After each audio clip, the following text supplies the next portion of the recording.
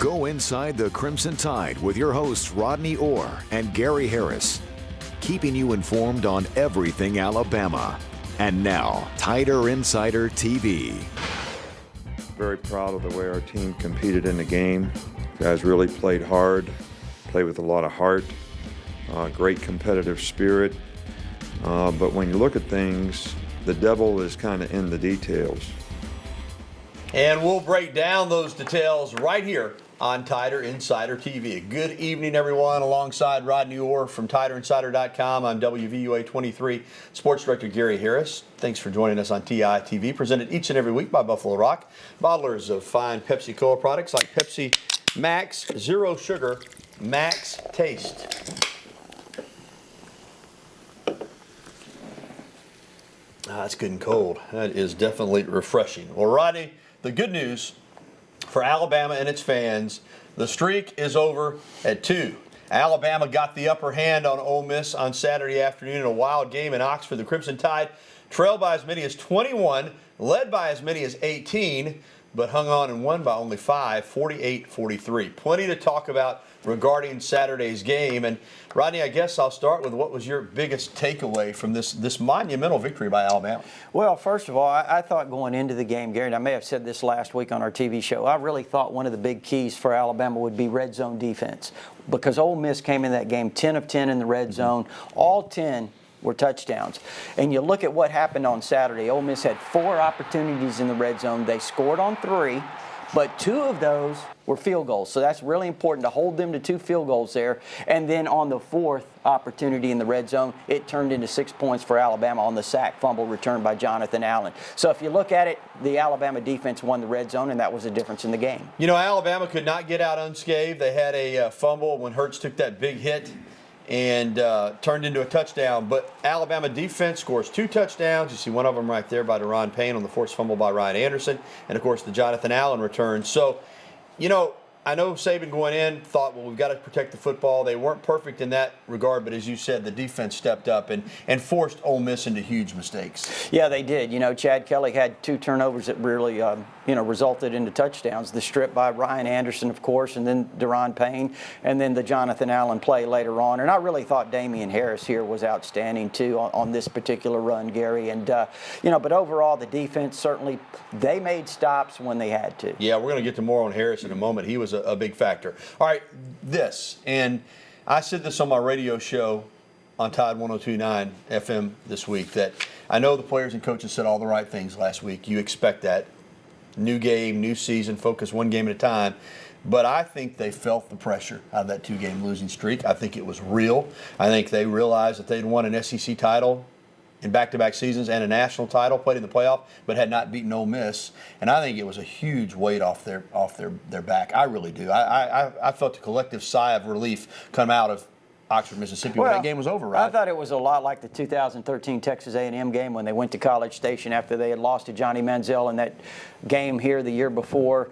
And, again, Alabama winning in a high-scoring affair. And I agree with you, Gary. I think it was certainly a game that, at the end, I think we all breathed a sigh of relief. We all felt that way. And I think part of that, obviously, was not only the pass, but also the way this game went. I mean, you just never quite could get comfortable. Well, as you said earlier with Damien Harris, the rushing attack was crucial to Alabama's success. Jalen Hurts and Harris each went over 100 yards on the ground. In total, the Tide racked up 334 yards on 48 carries, and that's 7 yards per rush, with 3 rushing touchdowns. While many thought Bo Scarborough was going to be the clear lead back this season, it's been Damien Harris, who's averaging more than 100 yards per game. Harris said playing a limited role last year helped prepare him for his sophomore season.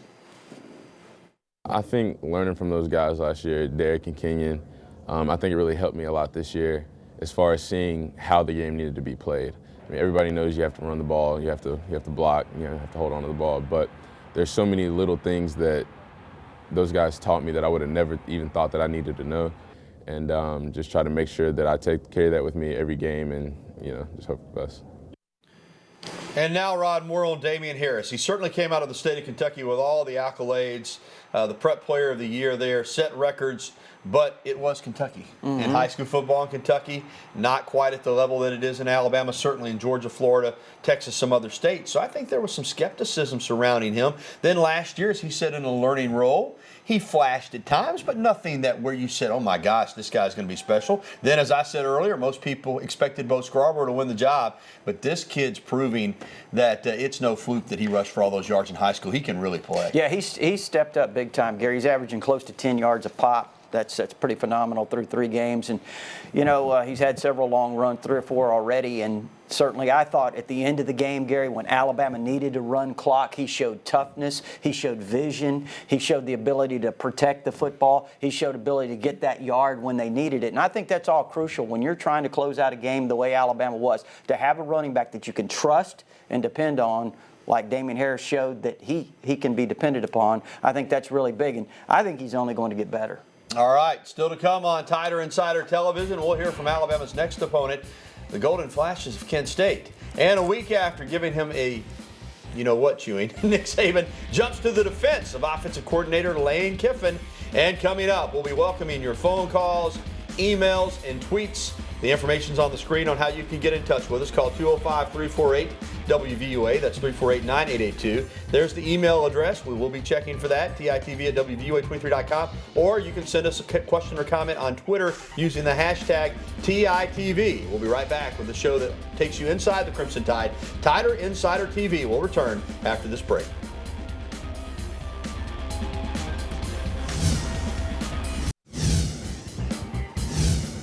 Alex Leatherwood is a 2017 5-star offensive tackle currently committed to Alabama, but he, along with plenty of others, tweeted out some criticism at Lane Kiffin on Saturday. Only 5 words, but coming from a future offensive star, you take note. He just wrote Kiffin on the hot seat. Now, in all fairness, as we welcome you back to TITV, it's important to point out, Rodney, that was early in the game when Alabama's offense was having all kinds of issues, and Alex was not the only one tweeting or voicing displeasure with the play calling. I was doing it myself, just to be honest with you a little bit. Specifically, a lot of people were frustrated that Alabama kept going to the perimeter with the jet sweeps and the bubble screens and other plays on the outside. Well, yesterday, a little over a week after Coach Saban publicly criticized Kiffin, the Alabama head coach defended the perimeter calls by his offensive coordinator. I think that we were trying to run the ball on the perimeter to see if we could get them tired, which we did. And then we had a lot more direct runs later and played a lot more physical interior line play for us and had success running the ball inside. So sometimes, one of these things build on the other, and I think that was the plan in the game. And in the end, Rodney, Alabama put up nearly 500 yards of total offense, and again, the running game was awesome. So there should be some frustration with the offensive playing calling maybe in the first half. Overall, though, your thoughts on what we saw against Ole Miss from Lane Kiffin's play calling perspective? Well, I think, as Coach Saban said, they probably were trying to set up some things in the second half. And if you look at it, I think, Gary, overall in the first half, I think Jalen Hurts, a lot was really put on him. I think 75% of the plays either had him running the ball or throwing it. I think that reduced dramatically in the second half. I think that's good because you take some of the pressure off of him and you get the ball into the hands of a guy like Damien Harris a little bit more because they have to establish that running game. They did a fantastic job of doing that in the second half and took control of the line of scrimmage, and there late it really paid off. Yeah, chunks of yardage in the run game there in the second half. So, I sometimes question Kiffin when I'm watching him call a game, but there always seems to be a method to his madness, Rodney, and more times than not, he comes out on top. Yeah, and I think probably what some people were thinking about was you had Joshua Jacobs in that drive in the first half, or he had a couple of runs up the middle for 32 yards, and then all of a sudden you start going outside again and losing yardage. But, again, it's setting up other plays. Well, we can turn the page on Ole Miss. Don't have to worry about them again until next year. And Alabama has a slightly easier opponent coming into Bryant-Denny Stadium on Saturday. It's Coach Saban's alma mater, Kent State. Paul Haynes, like Saban, a former Kent State defensive back, is in his 4th season as the head coach of the Golden Flashes, and he talked about facing the best team in the country. I mean, they're the defending national champs for a reason. They're number 1 in the country for a reason.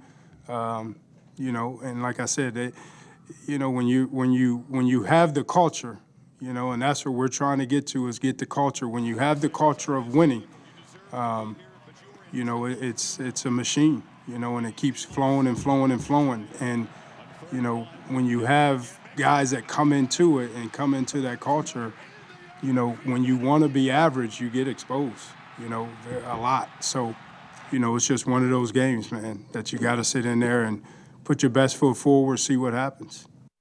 I like those comments. Well, don't go anywhere. Plenty more to come on TITV, including more on Jonathan Allen's first career touchdown. First one he's had since middle school. Hear his teammates talk about the big guy running 75 yards for the score. And next, phone calls, emails, and tweets. I'd encourage you to go ahead and call in now. Beat the rush. And there's the number, 205-348-9882. We've also got some emails and some tweets waiting on us, so we'll be busy. We'll come back with all that and more next here on Tider Insider Television. I was actually on the sideline. I had just came off the field, and I looked up and saw it. And I looked on the field to see, damn, that's John. I seen he running hard about 20 yards. I seen him run out of gas, and he was just waiting to get tackled. I thought he was gonna get tackled, and I know he did too. 75 yards later, John scored a touchdown. What a great moment from Saturday's victory. Jonathan Allen said it was his first touchdown since middle school, and it's a memorable one. Put Alabama up by 18, and then they had to hang on for dear life. Welcome back to Tider Insider TV. Right, let's get right to the phone lines. They're lined up for us, also emails and tweets. Let's start off here in Tuscaloosa with Sue. Welcome in, Sue. How are you? How are y'all? Very well. Yes. I'm going to ask this question. My question is, when the Ole Miss player hit Jalen Hurts with his helmet, like in the chest and everything, right. I thought it was against the rule for them to use the helmet into the chest for the way they hit him. Yeah, Sue, all I can say is that when I saw it live, I thought it was a penalty. Haynes led with the crown of the helmet, seemed to catch the lower part of the face mask. But, you know, the SEC reviewed it, and they've got a replay office there in Birmingham. They reviewed it. They could have called that from the league office, and they said it was a legal hit. So I would disagree with that, regardless of the review. I think it was a bad call, Sue. I think there should have been a penalty there, clearly. I think he did not hit him in the chest. I think he hit him in the head, and he led with the crown of his helmet. But, you know, they didn't call it. I tell you what I think's really great about the play, though, is the way Jalen Hurts responded. He got up, went to the sideline. If you saw, he was leading his players, talking to the teammates, encouraging them. But, Gary, comes back on the next play. He throws a 22-yard completion to Calvin Ridley. The next play, he fearlessly runs right up the gut for 22 more yards to the 6, and then Ridley scores. So that was a big series there. The way he responded, I think it was great. And you know what? By not calling a penalty, that's an excuse that Ole Miss can't use. And they can't use the officials as other schools like to do when they play against Alabama, because they got the benefit of that non-call right there for 6 points. But Alabama bounced back and overcame it, Sue. All right, let's stay here in Tuscaloosa and talk with our buddy CB. CB, what's up, man? Not much. How y'all gentlemen? Look, Outstanding. I just wondered about what I know it's a young season. What y'all think about the defense and the penalties? I didn't think Kenny Snake Stabler of Broadway, Joe Namath could throw for 420-something yards against that defense, but maybe they was jittery and nervous or something. I know that Ole Miss got a great quarterback. I understand that, but I don't know if it's defensive backs or the pass rush. What y'all think? Well, I think you said it. I think you answered your question. They got a great quarterback, and they got some big receivers that can go get it. The only bust in the game was when Rodney Harrison just turned Ingram loose on the play action. You can't do that. You got to go with the tight end there, and that was a gimme. Outside of that, the coverage was good all day. Those guys make plays. That quarterback can sling it now, and they got some guys that can go get it. And sometimes you can cover a guy, and he makes the play anyway. We saw that about 3 or 4 times. Well, I think Alabama was doing a fantastic job. I think in the fourth quarter, Kelly only had like 250 yards passing. They rang up 170 yards in the fourth quarter. A lot of that was when the Alabama defensive line, which we've talked about the depth there, Gary, was had been rushing, so maybe they were a little bit tired. But also, let's not forget, as Coach Saban pointed out yesterday in his press conference, that Alabama was playing a lot of young players. Yeah. There were some injuries. Eddie Jackson was out. Reuben Foster was out. Minka Fitzpatrick was out. I mean, you talk about if somebody would have told you they were facing Ole Miss in the fourth quarter with those guys out, you would have been really nervous. Well, and after John Allen's 75-yard touchdown run, let's be honest, the defense had to go right back out there. Those guys were gassed. Those big guys were gassed. You had to bring the second teamers out, and Ole Miss went down and scored. And then they got the onside kick and scored again. All right, let's take an email from James. Do you anticipate the NCAA imposing staff limitations due to Saban's hirings? Possibly, yeah. It wouldn't surprise me at some point if enough people cry about the size of Alabama's support staff, even though under the rules they could do the same thing, but they'll say we don't have the resources or the money. At some point, it wouldn't surprise me if they start limiting these analysts and support personnel people. But right now, they're not, and Nick Saban's going to continue to take advantage of it. I hope they don't. You've got an opportunity to hire guys like Mike Loxley and Steve Sarkisian and so forth. And, I hope that doesn't happen. But I've thought about the same thing. I think that was a really good question because I agree with Gary. It wouldn't be surprising if they did. All right, keep it here. More phone calls and emails right after this. Welcome back. Let's get right back to the phone lines because they're full. Joe is with us in Leeds. Hey, Joe, how are you? I'm fine, Gary and Rodney. How are y'all? Very well, thank you. I was wondering if you guys think we might hear from quarterback Blake Barnett anymore this year. I do. I think you're going to hear from him Saturday. I think that Jalen Hurts will start the game. If Alabama gets a comfortable cushion in this game, I think Blake Barnett's going to play quite a bit Saturday. That's my opinion. He certainly could, and I think that, you always want to have a guy ready because you never know when you're going to need him for whatever reason. But, yeah, I would agree with Gary. If the opportunity arises on Saturday, I would certainly think so. All right, let's go to Hamilton and talk with Kenny. Kenny, welcome into the show. Tider Insider, the best TV show around. Thank you, Kenny. Roll Tide. Yes, sir. In layman's terms, why was Steve I can't pronounce his name. Steve Sarkisian. Why was he even hired? Well, because he's a great offensive mind that has a proven track record as the head coach at Washington. Got hired to be the head coach at Southern California. He was available. He was being paid by another school, probably able to come in at a very low salary, give Alabama another set of eyes, another person in the meeting room. I think it's a fantastic hire. I mean, this guy's one of the brilliant offensive minds in college football. No brainer to me. That's why he was hired. Yeah, and I think also if you look down the road, you never know when you might have a staff change. You might have an opportunity. You have a guy that's in here, you can just plug him in. He would already be acclimated and know your personnel, so I think that's certainly a good move. And it gives him a chance to get in the game with the premier program in college football. I think it's a win-win, Kenny. All right, let's go up to Hubbardville, near not too far there from Hamilton, and talk with Caleb. Hey, gentlemen, good evening. Roll Tide. Yes, sir. I was just wondering when we might get to see Raekwon Davis on the field and what the issue is with him, and I'll hang up with that. All right, Caleb. Well, they didn't know for a while if he was going to be eligible, when he was going to be eligible. So as they got closer to the season, he wasn't getting the reps because they didn't know if they were going to get to play. He got in against Western Kentucky some late in that game. I know they like his size and athleticism. My guess is you're going to see him some this week too. But again, you've got to get him some reps. He's a true freshman, and I think his time will come, and I think we'll see him some on Saturday. Yeah, and I think too, as Gary mentioned, as he does get those reps, we'll certainly see him more and more. And I think with the opportunity there of depth, providing depth, he could become a guy as you start moving later in the season that could become valuable. Like I like to say, you can't coach 6'7" and 325. You just got to be born with it. All right, let's get a tweet in. This is from Bama Mike. Do you think that Jalen Hurts' adrenaline is causing overthrows? Maybe. He is a young guy, although he seems incredibly calm to me. I'll say this, Rodney.